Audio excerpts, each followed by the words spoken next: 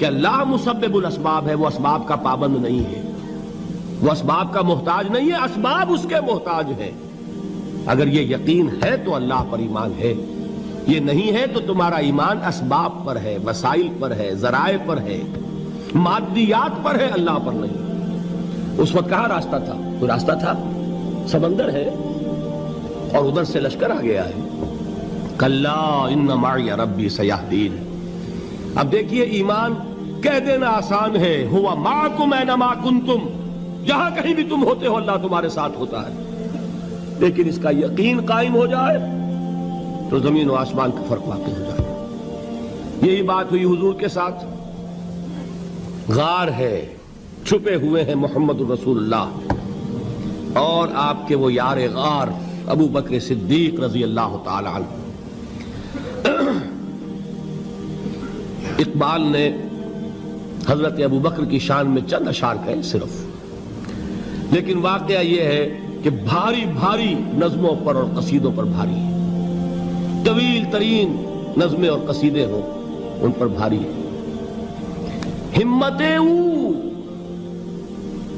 ابو بکر کی ہمت جو ہے، کشت ملت را جو ابر، جیسے بارش سے کھیتی اپجتی ہے، ابو بکر کی ہمت اور عزیمت اس امت کو اسی طرح سینچنے والی ہے۔ ثانیے اسلام و غار و بدر و قبر،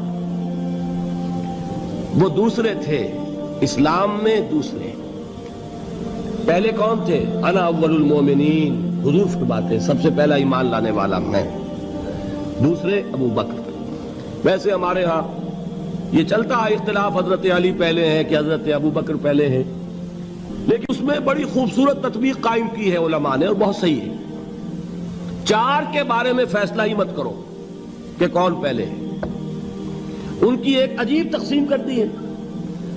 آزاد مردوں میں، بالغ مردوں میں سب سے پہلے ابو بکر، بچوں میں سب سے پہلے علی، خواتین میں سب سے پہلے خدیجہ، اور غلاموں میں سب سے پہلے زید ابن حارثہ۔ بڑی پیاری تقسیم ہے، یہ چاروں ہی پہلے ہیں، ہر ایک کے لیے اولیت ہے۔ اور واقعہ یہ ہے کہ اگر زمانی اعتبار سے تعین ہوگا تو پہلے خدیجۃ الکبریٰ آئیں گی رضی اللہ تعالی عنہ۔ کسی اور سے بات کرنے کی نوبت بعد میں آ سکتی ہے، پہلے تو اہلیہ محترمہ سے بات ہوئی، آتے ہی پہلی وحی ہوئی ہے، ابھی تبلیغ کا حکم نہیں تھا۔ کس کو بتایا واقعہ؟ ابھی اپنی نبوت کی تبلیغ کا تو حکم ہی نہیں آیا۔ واقعہ کس کا ہے؟ وہ خدیجہ کا ہے۔ جب کہا ہے کہ خشیت علی نفسی، مجھے اپنی جان کا اندیشہ ہے، تو کیا جواب دیا خدیجہ نے رضی اللہ تعالی عنہا؟ وہ صدیقۃ الکبریٰ ہے۔ صدیقات جو ہیں خواتین، ان میں چوٹی پر خدیجۃ الکبریٰ ہے رضی اللہ تعالی عنہا، اور صدیق جو مرد ہیں ان میں صدیق اکبر ہے ابو بکر صدیق رضی اللہ تعالی عنہ۔ لیکن صدیقات میں چوٹی پر جب حضور نے فرمایا خشیت علی نفسی، کیا فرمایا؟ کیا عرض کیا؟ کیسے تسلی دی؟ نہیں، اللہ آپ کو ضائع نہیں کرے گا، آپ غریبوں کے ہمدرد ہیں، آپ مساکین کے تکالیف رفع کرنے والے ہیں، آپ بیواؤں کی سرپرستی کرتے ہیں، آپ مسافروں کی خدمت کرتے ہیں، اللہ آپ کو ضائع نہیں کرے گا۔ یہ یقین ہے اس خاتون کے اندر۔ خیر وہ ایک علیحدہ بات ہو جائے گی۔ میرے دل پر حضرت خدیجہ رضی اللہ تعالی عنہ کی شخصیت کا بڑا گہرا نقش ہے، جو وہ کوئی اور ہی وقت اور موقع ہوا تو بیان ہوگا۔ بہرحال اقبال نے ایک مصرے میں جو چار اولیتیں جمع کر دی ہیں، ہمتیں کشت امت را چو ابر، ثانی اسلام و غار و بدر و قبر۔ اسلام میں حضور کے بعد پہلے کون؟ ابو بکر۔ غار میں حضور کے ساتھ کون؟ ابو بکر۔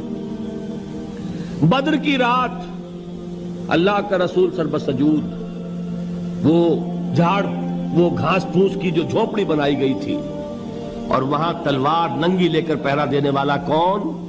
ابو بکر۔ اور اس حجرہ عائشہ میں محمد کے بعد سب سے پہلے دفن ہونے والا کون؟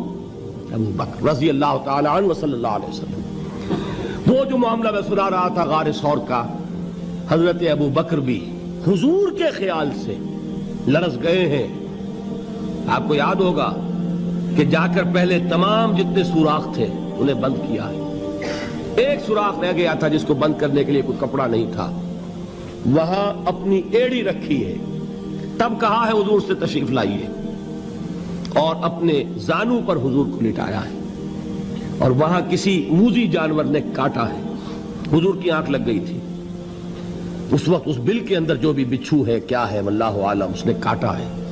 اس کی تکلیف کی وجہ سے ابو بکر کی آنکھوں سے آنسو ٹپک گئے. حضور کے چہرے مبارک پر پڑے ہیں تو حضور جاگے ہیں معاملہ کیا ہے.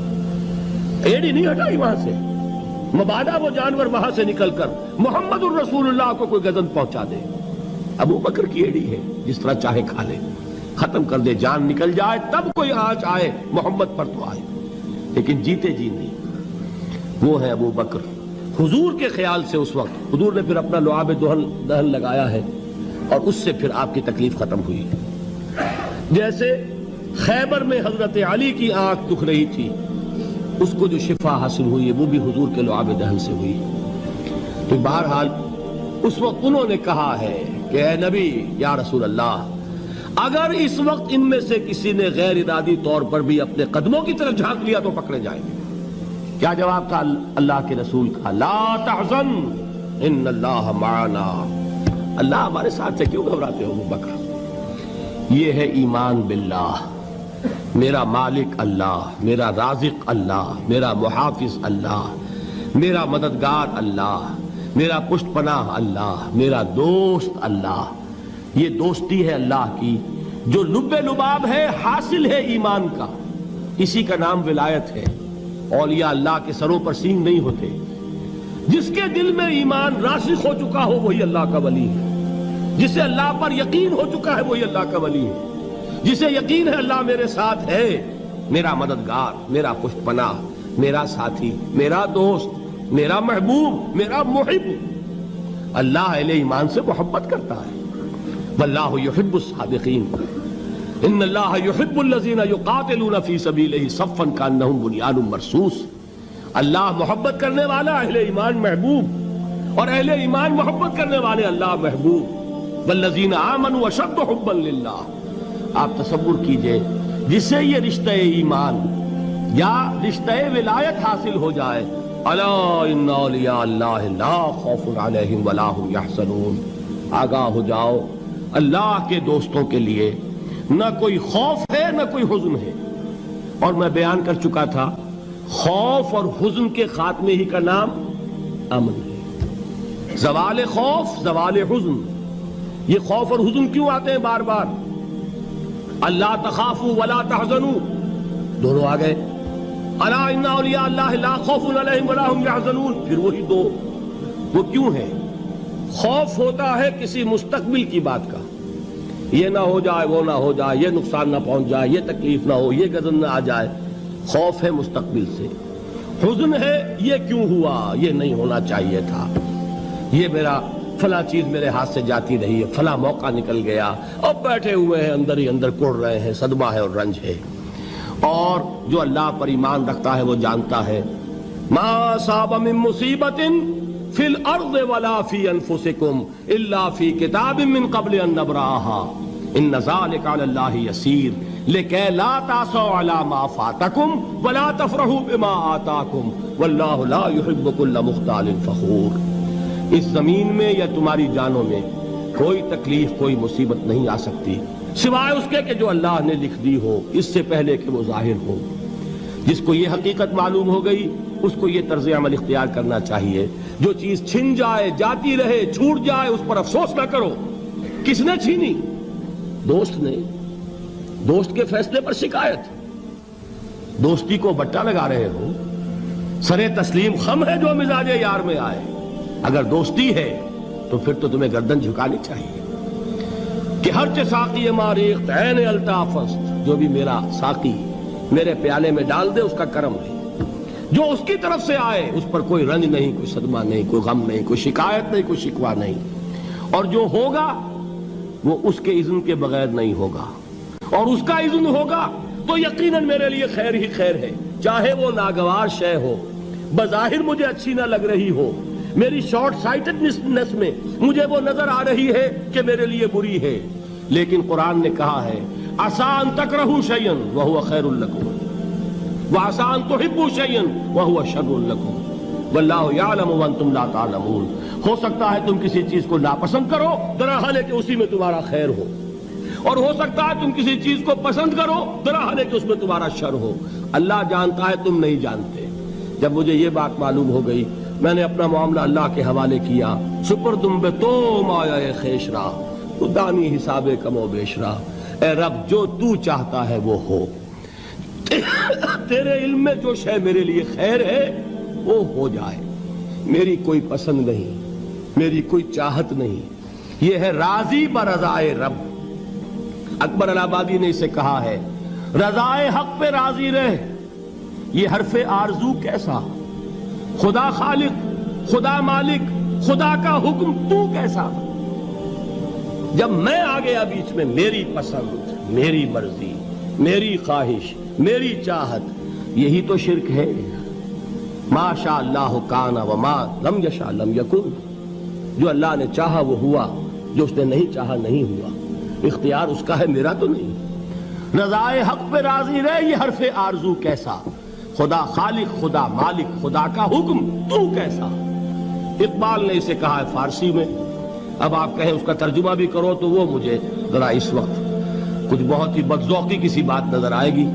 جائیے پوچھئے کسی سے جسے فارسی آتی ہو، برو کشید ز پیچا کے ہست و بود مرا، چوک دہا کے مقام رضا کشود مرا۔ مجھے تو تمام پیچ و خم سے نکال دیا اس مقام رضا نے، میں راضی برضائے رب ہوں، جو فیصلہ اس کا میں اس پر راضی۔ تو کہاں کا حزن اور کس کا خوف، یہی زوال حزن اور زوال خوف، یہی ہے امن، یہ نتیجہ ہے ایمان کا۔ تو جان لیجئے یہ ہے لب لباب، یہ ہے رب رب کر دے بڈھے ہو گئے اتے ملا پنڈت سارے، رب دا کھوج کھرا نہ لبا اتے نہ کیتے بئی نظارے۔